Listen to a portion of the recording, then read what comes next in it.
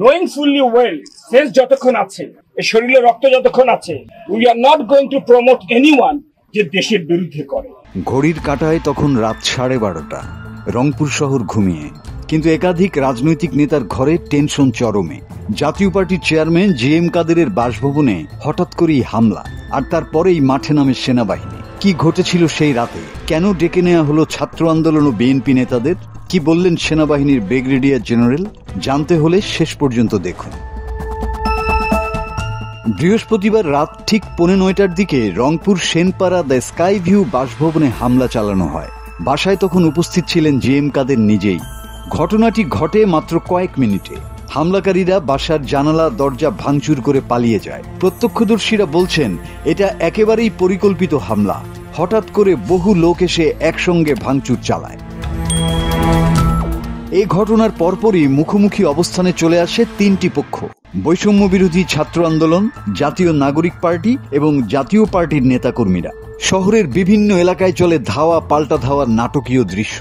মধ্যরাতে পরিস্থিতি নিয়ন্ত্রণে আনতে এগিয়ে আসে সেনাবাহিনীর 72 পদাতিক ব্রিগেড।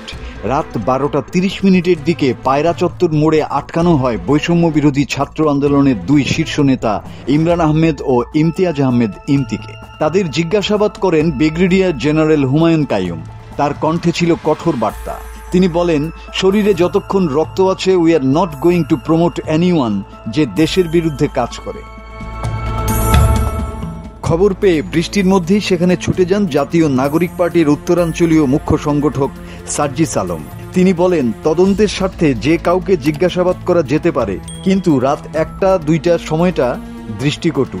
এমন জিজ্ঞাসাবাদ যেন অফিস টাইমে দিনের আলোয় করা হয়, আমরা সহযোগিতা করব।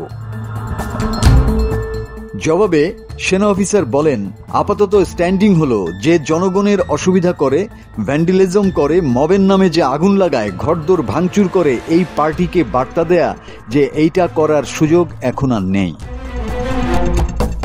পরের দিন রোববার রাতে এ নিয়ে ডাকা হয় বৈঠক। এনসিপি ও বিএনপির প্রতিনিধিরা শতপ্রণোদিত হয়ে ঘটনার জন্য দুঃখ প্রকাশ করেন। সেনা কর্মকর্তা বলেন, তাদের যেসব কর্মী ও সহযোদ্ধা আবেগে হোক বা যে কোনো কারণেই হোক আইন নিজের হাতে তুলে নেয়ার চেষ্টা করছিলেন, কিছু কর্মকাণ্ড করেছিলেন, আমরা তাদের চিহ্নিত করার সুযোগ দিয়েছিলাম। তারা নিজ থেকে এসেছেন এবং ভবিষ্যতে তারা এরকম কিছু করবেন না বলে অঙ্গীকার করেছেন। মাসুদ হাসান, বাংলা টিভি।